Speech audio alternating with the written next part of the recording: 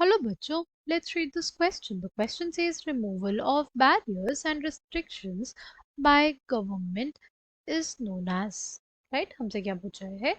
Removal of barriers and restriction by the government is known as, right? जो government द्वारा लगाए गए barriers हैं या रिस्ट्रिक्शंस हैं उनको हटाना क्या होता है, उसको क्या कहते हैं? ठीक है।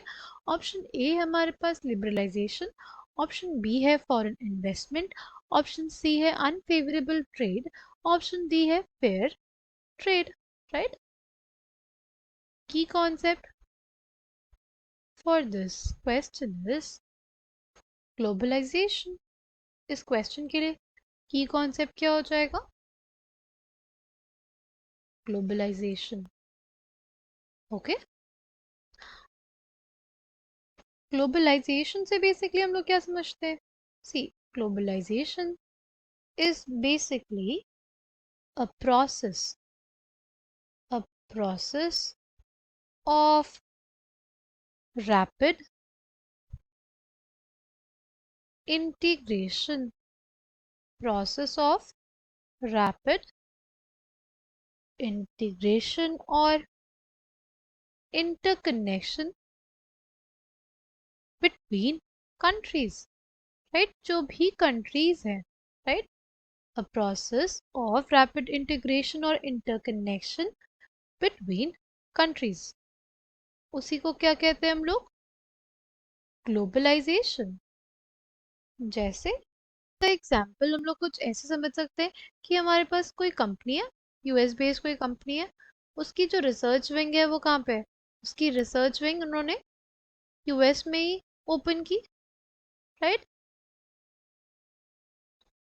उसके जो मैन्युफैक्चरिंग यूनिट है वो कहाँ पे सेटअप की उन्होंने? उन्होंने मैन्युफैक्चरिंग यूनिट सेटअप की चाइना में, राइट। क्योंकि वहाँ पे कॉस्ट ऑफ प्रोडक्शन क्या था? कम था, राइट। फिर उन्होंने जो पार्ट्स मैन्युफैक्चर हुए, है ना, उन पार्ट्स को भेज दिया कहाँ पे? ईस्टर्न यूरोप में असेंबल होने के लिए। किसके लिए? असेंबल होने के लिए। और फिर वहां से all over the world ship कर दिया, ठीक।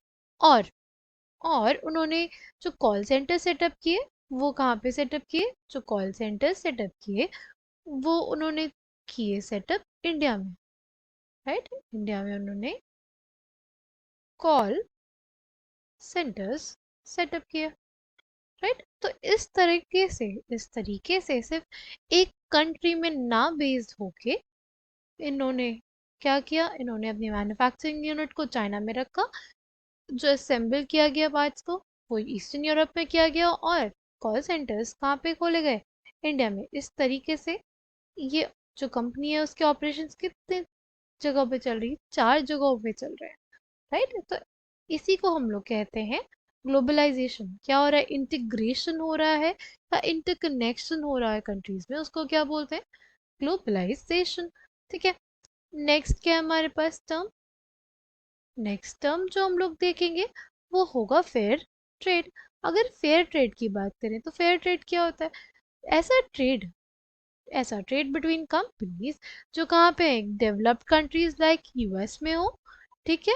और जो प्रोड्यूसर्स हो वो कहाँ के हो? Developing countries like India, right. और जो हमारे जो प्रोड्यूसर्स हो उनको फेयर प्राइसेस मिले। ऐसा नहीं हो कि उनको कम प्राइसेस दिए जाएं, राइट। जो प्रोड्यूसर्स हैं उनको कम प्राइस दिए जाए, राइट।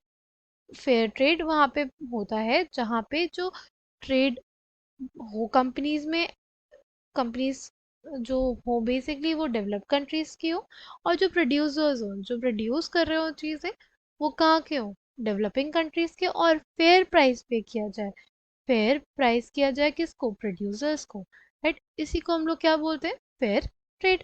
पर हमें तो इसके बारे में नहीं पूछा था, हमसे पूछा था कि removal of barriers and restrictions by the government. तो ऑप्शन डी तो गलत हो गया। अगर बात करते हैं ऑप्शन सी की, which is unfavourable trade. Option C क्या है हमारे पास? Unfavourable trade. C, unfavourable trade का क्या मतलब है? देखो, अनफेवरेबल ट्रेड का बेसिकली जो हमारे पास मतलब होता है वो ये कि जो कंट्री है वो ज़्यादा क्या करे, इम्पोर्ट करे देन एक्सपोर्ट। राइट, अगर ज़्यादा किसी भी कंट्री के लिए जो उसके इम्पोर्ट्स हैं वो ज़्यादा हो जाए देन एक्सपोर्ट्स, उसको बोलते हैं हम लोग अनफेवरेबल ट्रेड। राइट, तो ये भी ऑप्शन हमारे पास क्या हो जाएगा, गलत हो जाएगा। ठीक, फिर थर्ड है हमारे पास क्या, फॉरेन इन्वेस्टमेंट। फॉरेन इन्वेस्टमेंट, सी ये दो वर्ड से बना हुआ है। किन दो वर्ड से, फॉरेन और इन्वेस्टमेंट। इन्वेस्टमेंट का मतलब क्या है? सी, इन्वेस्टमेंट का मतलब होता है जो मनी स्पेंड किया जाए टू बाय एसेट्स। कौन कौन से assets, such as land, building, machines, equipments. तो जो पैसा लगाया जाए, खर्च किया जाए किसको परचेज करने के लिए, लैंड, बिल्डिंग, मशीन्स या अदर इक्विपमेंट्स को, उसको हम लोग बोलते हैं इन्वेस्टमेंट।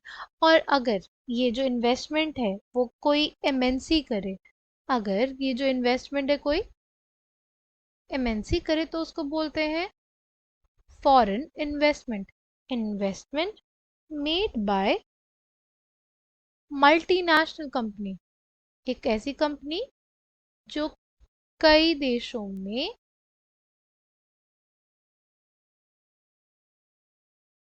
काम कर रही हो।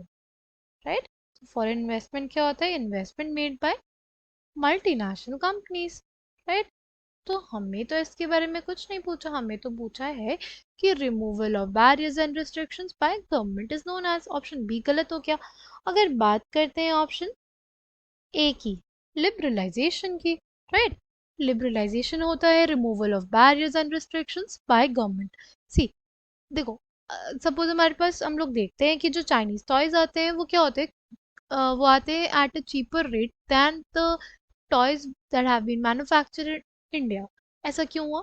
ऐसा इस वजह से हुआ क्योंकि गवर्नमेंट ने उन टॉयज पे, उन चाइनीज टॉयज पे इम्पोर्ट्स नहीं लगाए हैं। राइट, ज़्यादा टैक्सेस नहीं लगाए हैं।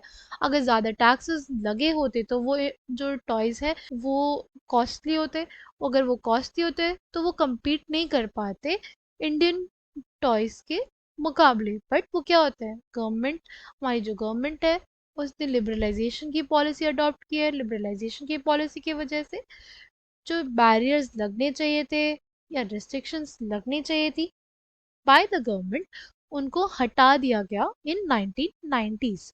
राइट, तो correct answer for this question will be option A, liberalization. Liberalization is removal of barriers and restrictions by the government. I hope you understood it well. Thank you and all the best.